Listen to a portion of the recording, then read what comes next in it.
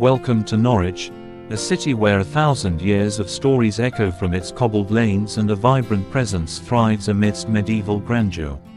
As England's first UNESCO City of Literature, Norwich invites you to step into a living tapestry, from the towering spire of its Norman Cathedral and the imposing keep of Norwich Castle, to the bohemian buzz of the lanes, and the sensory delights of Europe's largest permanent covered market. This series of guides unlocks the history and secrets of this amazing city, ensuring you'll discover its unique charm with many tales that'll make this fine city a top location, captivating you into adventures within this extraordinary city of stories. Norwich grew from an Anglo-Saxon settlement, near to the River Wensum, and by the Middle Ages, the city made its wealth with the cloth trade as the dominant industry, making Norwich England's second city, after London, and one of the largest cities in Europe. Paul's Ferry is a historic 15th century water gate and former ferry house on the River Wensum.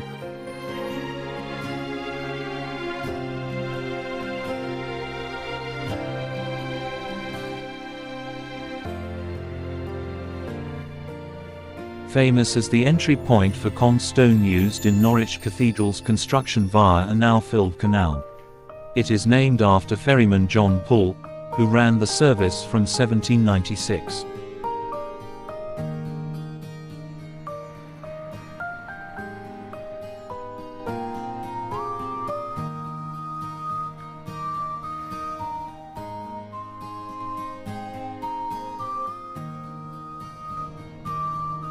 Bishop Bridge is one of England's oldest active bridges, built around 1340.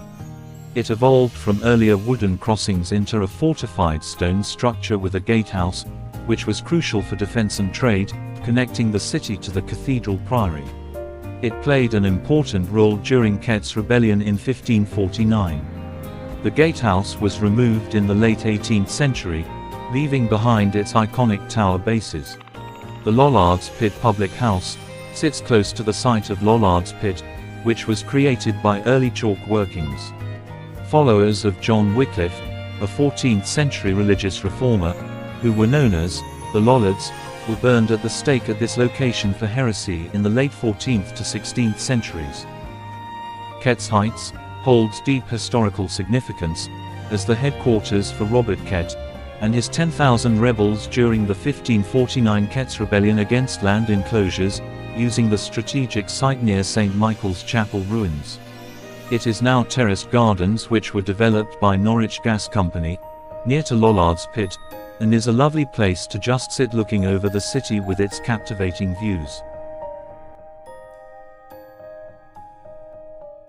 St. James Hill Viewpoint, located on the edge of Household Heath, near Norwich Prison and Gurney Road, offers iconic panoramic views over the city, showcasing landmarks like Norwich Castle and the two cathedrals, and City Hall's Brick Tower, St. Peter Mancroft, and St. Giles on the Hill churches. With its changing vistas from open heathland to city scenes, it inspires artists, photographers, and popular walks. It's always a popular location for local residents and visitors alike.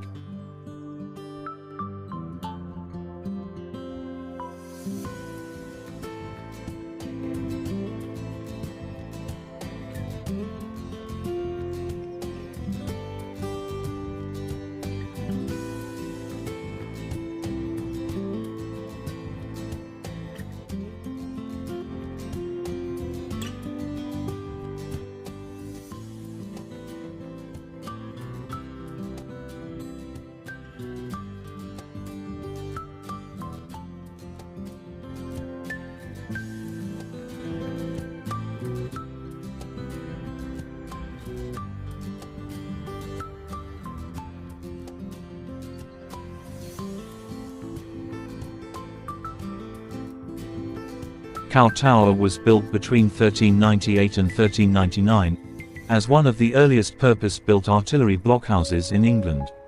This cylindrical brick tower stands at over 15 meters tall, or 49 feet.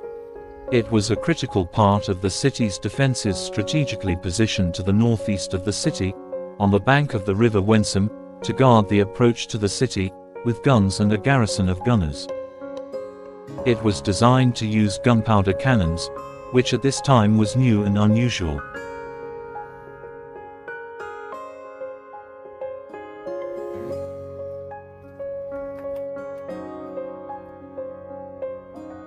The tower had floors and ramparts.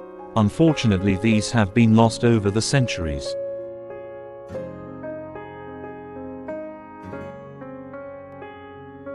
The city has a second surviving tower, called the Black Tower. We will visit this during a later episode in this series.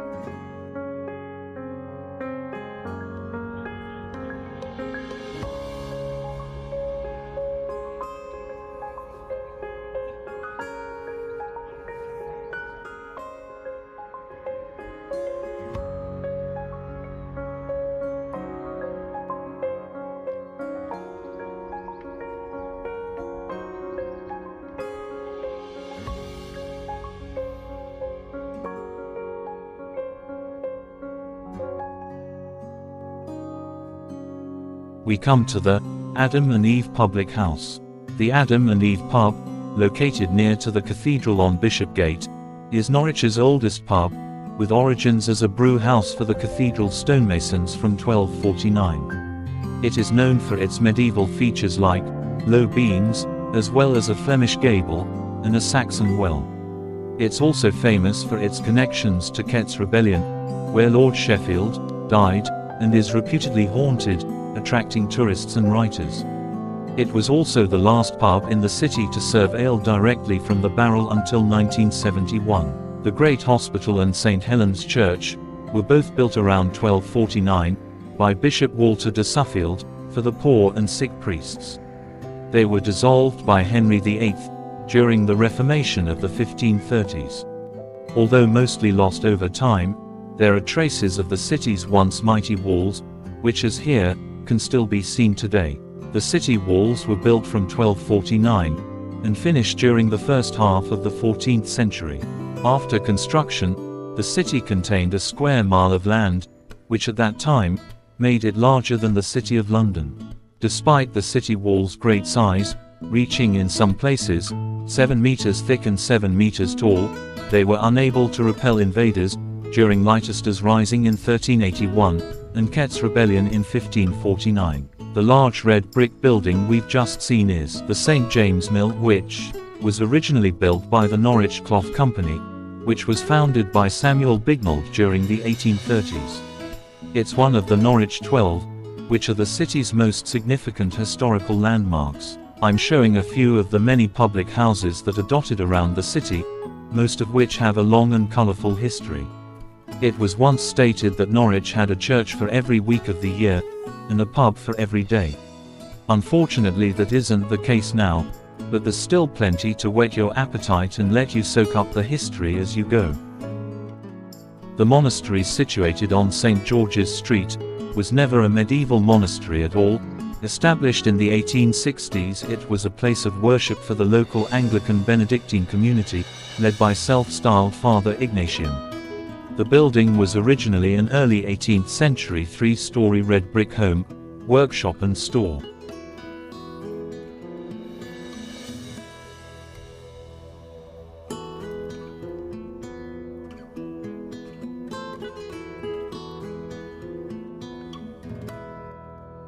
St. George's Church, Tombland. This church, tucked away, has a rich history. The tower was rebuilt around the year 1430, after the original wooden tower was burnt down during a major riot between the townsfolk and the monks of the nearby cathedral during 1272.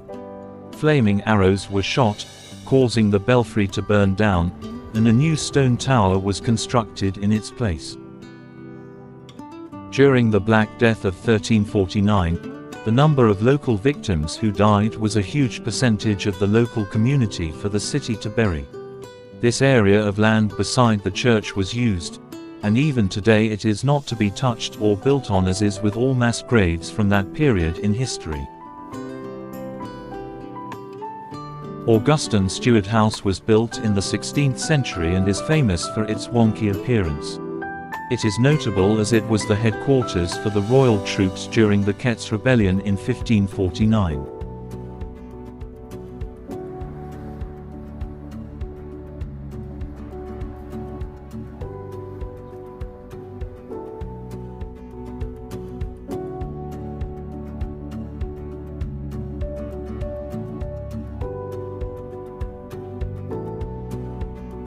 The Maid's Head Hotel on Tombland, in the Cathedral Quarter of Norwich, is known as one of the oldest hotels in the UK. The first mention of an inn on the site dates back to 1287, when it was called the Myrtle Fish Tavern. It was the site of the first Bishop of Norwich's house, known as the Palace of Herbert de Losinga, in the year 1094. The Samson and Hercules House gets its name from the two life-size pillar statues that stand either side of the main entrance door. The original statues were carved by the then Mayor of Norwich, Christopher J. in about 1657. The original Samson was carved from a single oak trunk around 1647. The original Hercules decayed over the years and was replaced in 1890. In 1993 Samson's arm fell off, and it was decided to remove both, to preserve them, and in 1999 replacement copies of both were put in their place at the front of the building. We have just passed through the Arpingham Gate, into Cathedral Close, and in front of the west front of Norwich Cathedral. The Arpingham Gate is a magnificent and beautiful example of Gothic architecture that serves as a grand entrance to the cathedral. Built by Sir Thomas Arpingham, it is an important landmark of the city historically, built during the early 15th century. The Close is a historical area that surrounds Norwich Cathedral. This picturesque 44-acre green oasis contains more than 80 buildings, including part of the School of Norwich. The Upper Close Green has statues of both Admiral Lord Nelson and the Duke of Wellington. This popular marmalade sandwich munching Peruvian bear has been at this location since February 2025, originally at part of a temporary display, but has now become somewhat of a major attraction. Paddington is a symbol of kindness, which Norwich sees, with its status as a city of sanctuary. The Norwich Cathedral Herb Garden is a tranquil Green Flag Award-winning space. Edith Louisa Cavell, 1865–1915, was a British nurse, who was celebrated for treating wounded soldiers from both sides during the First World War, without discrimination. In 1915 she was shot by the German army, and was later brought to Norwich Cathedral for her final resting place. You may recall seeing her statue just before passing through the Arpingham Gate, on Tombland. The name Tombland does not mean anything to do with a burial tomb, but means an empty space, with reference to the old market area that was moved to the cathedral. Norwich Cathedral, formerly the Cathedral Church of the Holy and Undivided Trinity, has been a central landmark of East Anglia since its foundation in 1060. As one of the finest examples of Romanesque, Norman architecture in Europe, it retains most of its original 12th century stone structure. Bishop Herbert de Losinga began construction in 1096, as a Benedictine monastery, after moving the episcopal see from Thetford. The choir and transepts were built first, followed by the 14-bay nave. The entire cathedral was completed by 1145, with the finishing of the Norman crossing tower. Built using flint and mortar, the structure is faced with cream-colored Caen limestone imported from Normandy, northern France. During 1272, a dispute between the cathedral prior and local townsfolk over unfair tolls led to a 3-day riot. Townsfolk set the cathedral roof on fire, leaving it roofless for years. Until in 1278, the cathedral was rededicated, in the presence of King Edward I. The cathedral cloisters, which are England's second largest monastic cloisters, began construction in 1297, with the eastern base first, funded by Bishop Walpole and Richard Uphall, as a Gothic replacement for an earlier Romanesque cloister, with work pausing due to the Black Death in 1349, which affected funds and labour. It also caused a shift of the decorated style, and finally concluded in 1430. About a 133-year-long project, featuring unique two-tiered walkways, over 400 intricate roof bosses, which includes the Green Man, and linking key monastic buildings, like the chapter house, and the refectory. Norwich Cathedral's iconic spire, England's second tallest, has a history of rebuilding after disasters. The first wooden spire, which was completed in 1297, fell, in a 1362 storm, damaging the east end of the cathedral. Then the second was destroyed by a lightning-induced fire, which ravaged the nave roof in 1463, leading to the current stone spire, built from 1480 by order of Bishop James Goldwell encased in stone, which was completed in 1485. The spire stands 315 feet, or 96 meters tall, and is the second tallest spire in England, after Salisbury. The golden weathercock that crowns its top possibly dates back to 1668. The spire provides a safe nesting site for peregrine falcons, and is a popular attraction with live cameras. The cathedral is home to over 5,000 individual graffiti inscriptions dating from the 12th century to the present day, offering unique insights into the lives of the medieval people. These etchings cover a wide range of subjects, and were generally accepted in their time, viewed differently than today's graffiti. The inscriptions are highly diverse, ranging from devotional prayer to practical working diagrams. Possibly the rarest historically are curses, aimed at bringing ill fortune to a specific local family or individuals. Thomas Gooding was a stonemason and respected Elizabethan chorister at Norwich Cathedral, who is famous for his unusual burial in the cathedral walls. He died around the year 1600, and was buried vertically, standing upright, in the south aisle, near the organ screen. He paid a vast sum of money to have this done after his death, as he believed that by standing upright would give him a head start on Judgment Day, making his journey to heaven that much quicker. His tomb is often referred to as the skeleton, and the inscription reads thus: "As you that do this place pass by, remember death, for you will die. As you are now, even so was I, and as I am, so shall you be." Thomas Gooding, here to stay, waiting for God's judgment day.